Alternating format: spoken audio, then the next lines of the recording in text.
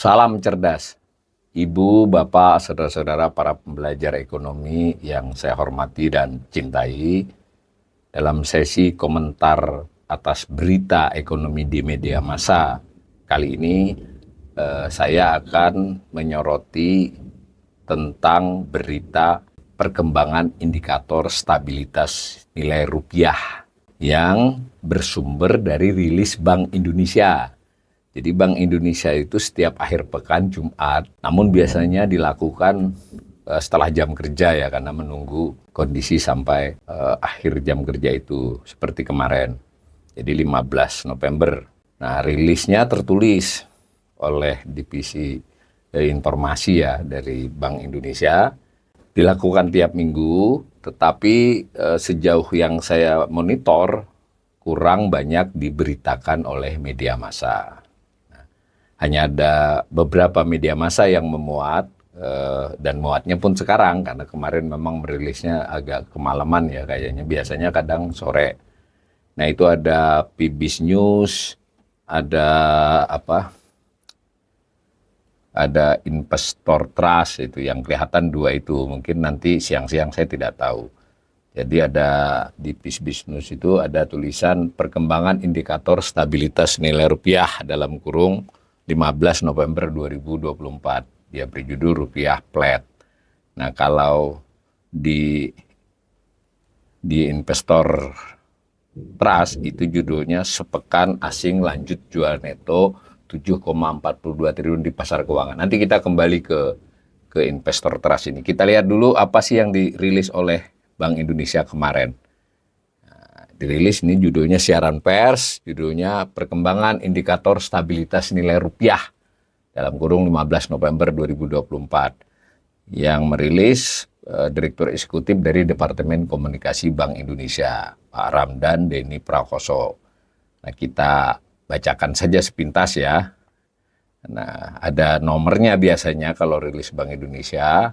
Nomor _253-253-DKOM, berarti divisi komunikasi. Nah itu disebutkan berdasarkan kondisi perekonomian global domestik terkini, Bank Indonesia menyampaikan perkembangan indikator stabilitas nilai rupiah sebagai berikut.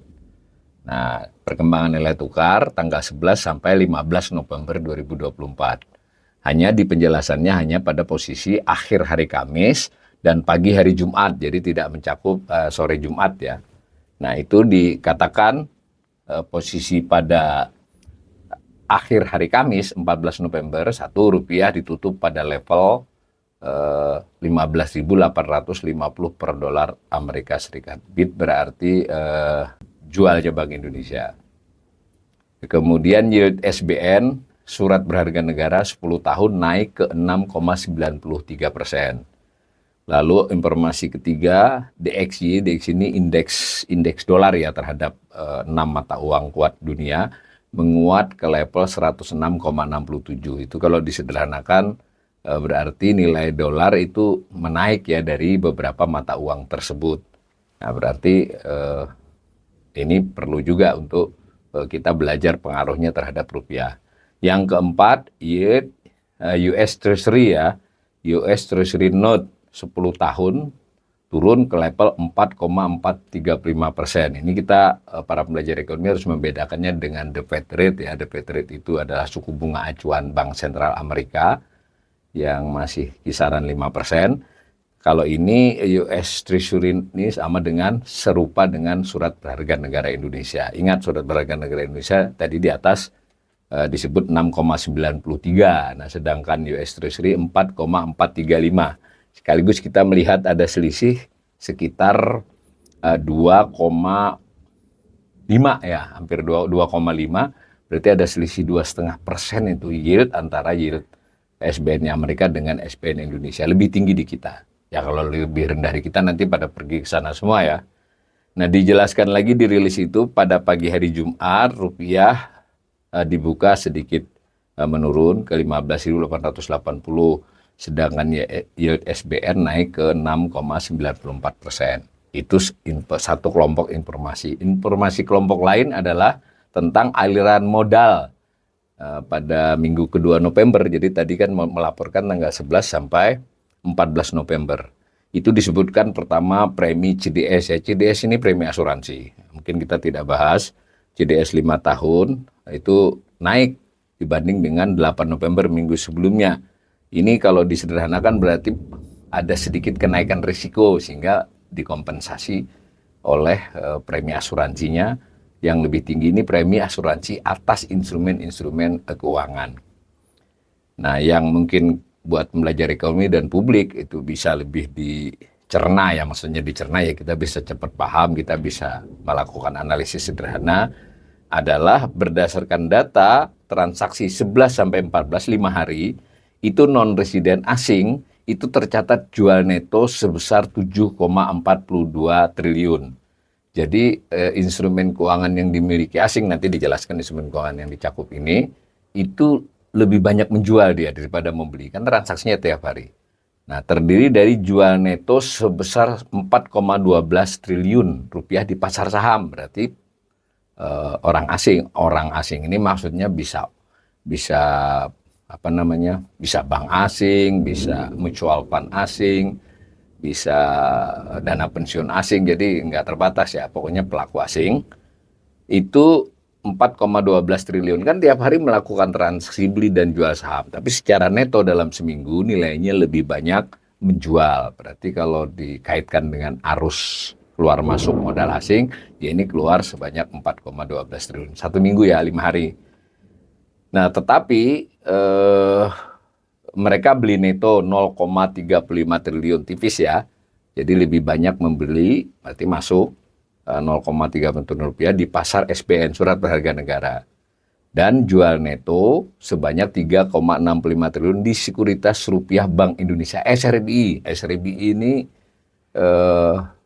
publik belum terlalu akrab ya, ini instrumen kira-kira sudah setahun ya, dari 2023, setahun atau lebih, saya kira setahun lebih, setahun setengah. SRBI itu adalah instrumen keuangan yang merupakan surat utangnya Bank Indonesia, nah, tapi pakai denominasi rupiah. Jadi kalau SBN kan adalah surat utangnya pemerintah, jadi siapapun yang pegang berarti pemerintah berutang kepada pemegangnya. Kalau SRBI ini adalah surat utangnya Bank Indonesia ya, ini instrumen baru ya, baru setahun setengahan. Tapi dalam konteks ini menarik minat nih, ternyata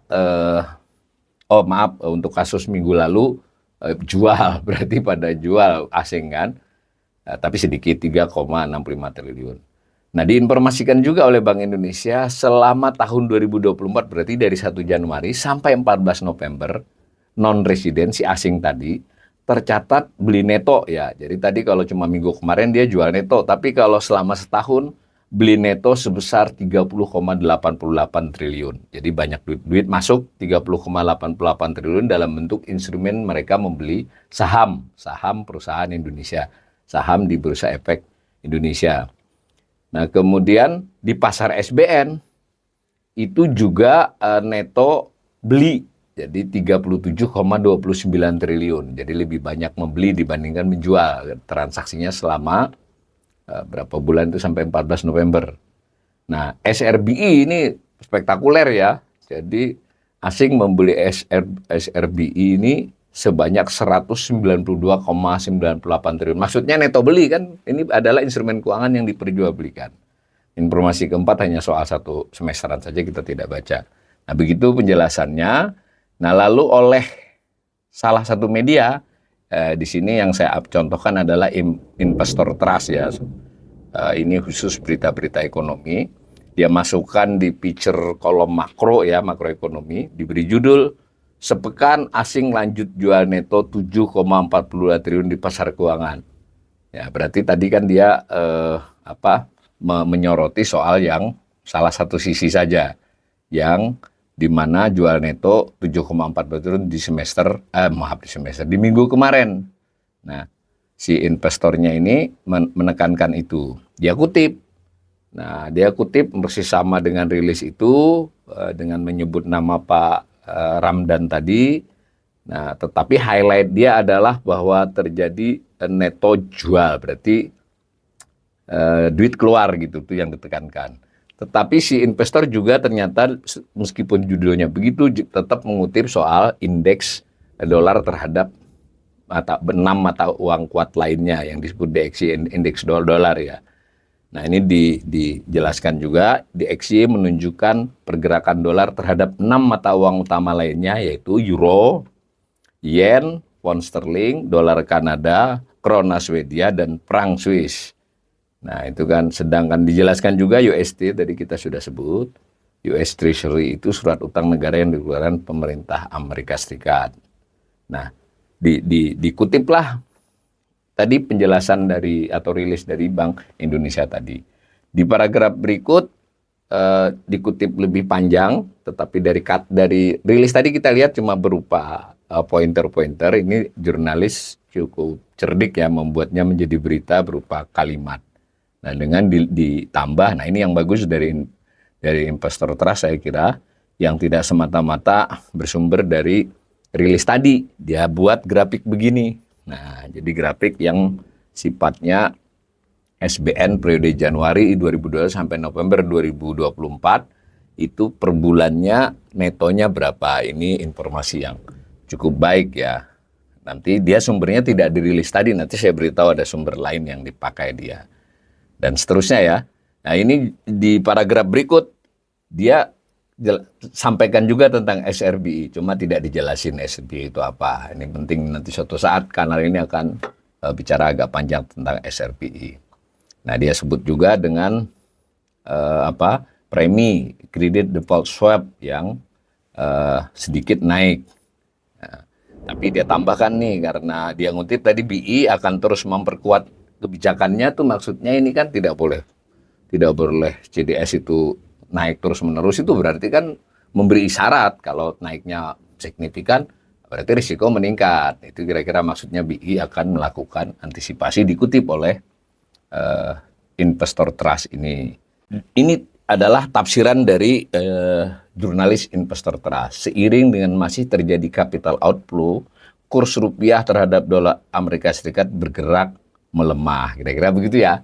Jadi ini menurut saya kesimpulan yang cukup baik ya. Jadi kita pembaca yang penting juga tahu tadi, karena ada neto jual berarti duit keluar, rupiah sedikit melemah.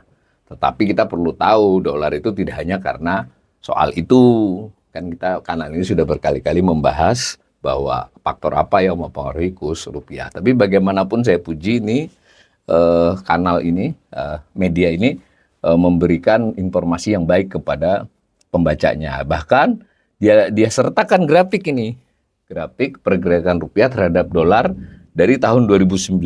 Yang melemah itu adalah beberapa hari terakhir ini. Jadi membaca investor trust ini saya kira ini cukup, dalam konteks ini saya tidak tahu berita-berita lain.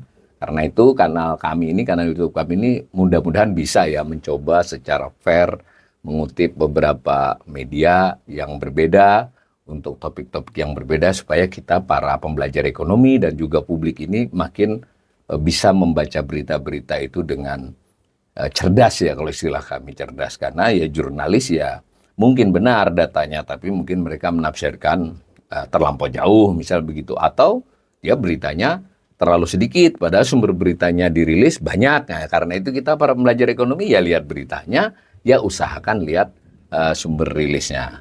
Nah, kira-kira begitu. Nah, saya ingin menyampaikan sedikit uraian tadi.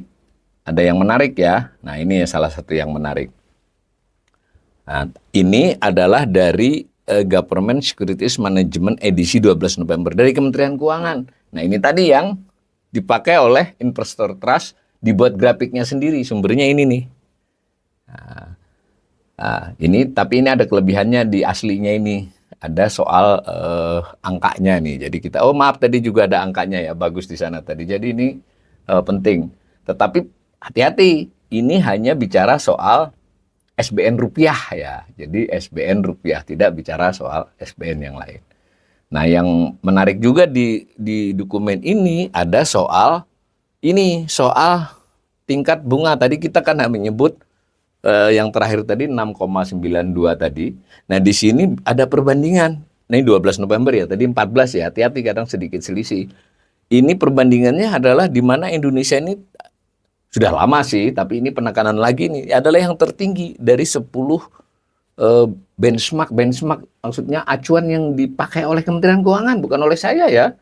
Nah, ada Cina, ada Jepang, ada Korea, ada Malaysia, ada Singapura, ada Thailand, ada Vietnam. Kita memberikan yield paling tinggi. Nah, tadi US Treasury sekitar berapa tadi? 4,43 ya kalau tidak salah. Nah, kita 6,92. Nah, bayangkan Singapura, Thailand, Vietnam berani loh lebih rendah dari US Treasury. Mungkin yang menggoda kita adalah mengapa di sana tetap ada masuk gitu. Kalau khawatir modal pergi. Nah, ini berarti kan ada faktor di luar soal yield gitu ya yang kita harus nanti pelan-pelan pelajari. Nah, dengan demikian saya tutup uraian ini. Kita mulai para pembelajar ekonomi ini harus membiasakan ada salah satu informasi menarik yang disampaikan oleh Bank Indonesia setiap hari Jumat sore atau agak malam ya. Itu tentang apa tadi namanya, perkembangan indikator stabilitas rupiah. Ini perkembangan ini contoh yang tadi. Nah, kemudian ini yang minggu sebelumnya nih, sama kan judulnya, tapi ada tanggalnya berbeda, gambarnya aja juga sama, nomornya otomatis lain. Yang diberitakan oleh media, tapi tidak cukup banyak beritanya. Nah, padahal di dalamnya ini ada data-data yang menarik untuk dianalisis. Apalagi nanti kalau kita menyusunnya tidak 1 atau 2 minggu, bisa sebulan, bisa 3 bulan, bisa setahun.